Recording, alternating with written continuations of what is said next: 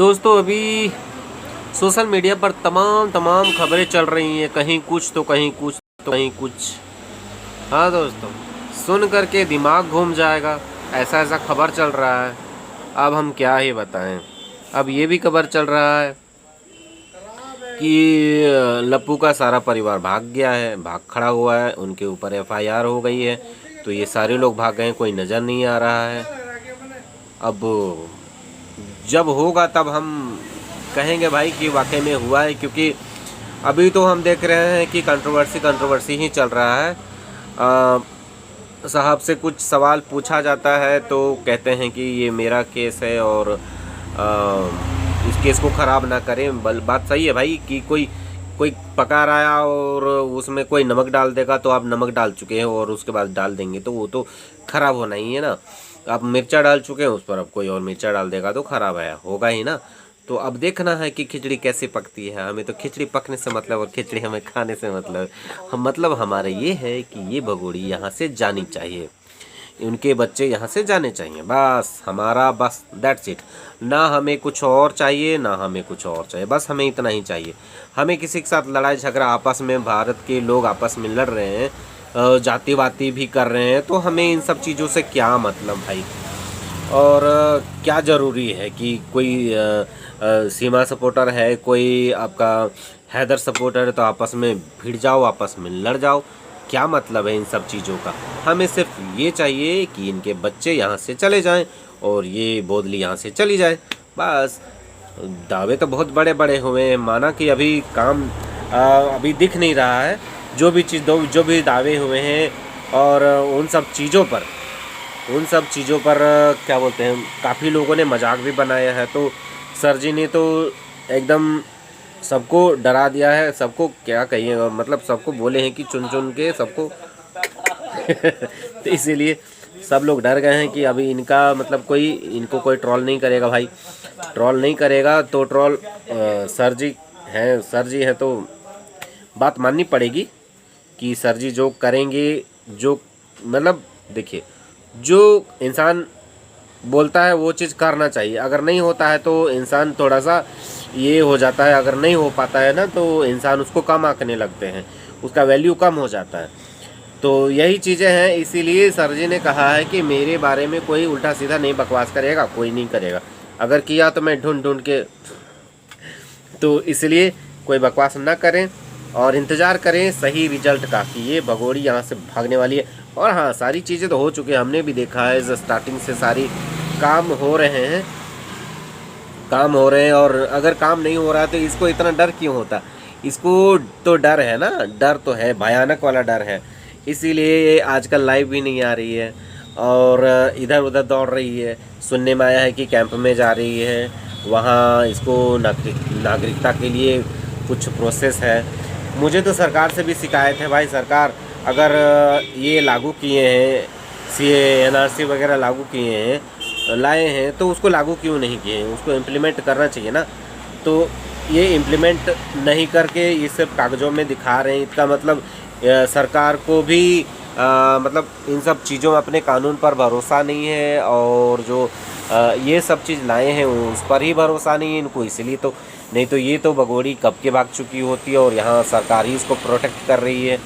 और एक मैंने अभी पाकिस्तान वाला चैनल भी देखा थोड़ा सा, तो मैं उसकी भी जानकारी दे दूँ कि एक बंदा है जो कह रहा है कि मेरी सीमा से बात हुई और सीमा कह रही है कि मुझे ये लोग मुझे बहुत प्रताड़ित करते हैं, मुझे अच्छे से नहीं रखते हैं और ना नेत्रपाल मुझे बहू मानता है, ना देवर मुझे अपनी भाभी मानता है।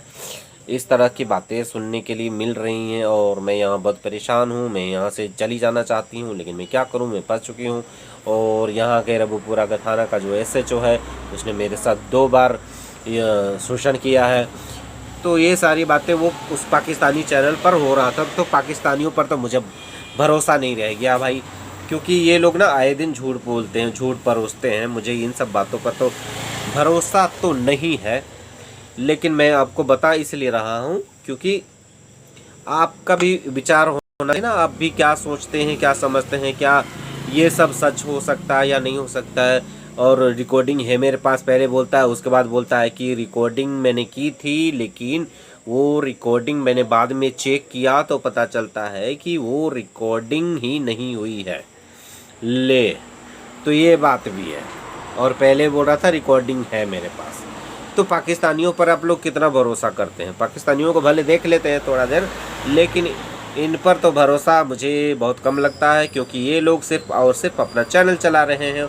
और जहाँ चैनल चलाने की बात है तो मुझे लगता है कि यहाँ पर जो हैदर के सपोर्ट में हैं, जो हैदर के लिए लड़ रहे हैं, जो सीमा के लिए लड़ रहे हैं, सभी लोगों को मुझे लगता है कि ये लोग यूट्यूबर ही हैं।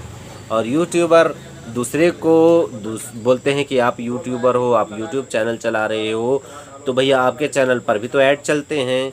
तो फिर हम कैसे बोलें कि फलाने जो हैं उनके चैनल पर ऐड चल रहे हैं और आपके चैनल पर नहीं चल रहे हैं? जैसे भी आपका टच करते हैं तो ऐड चलने लगता है। इसका मतलब आप भी चाहते हो कि ये बोदली यहीं पर रहे और ये मैटर सुलगता रहे, धधकता रहे, ताकि आप लोग अपनी रोटियां सेकते रहो।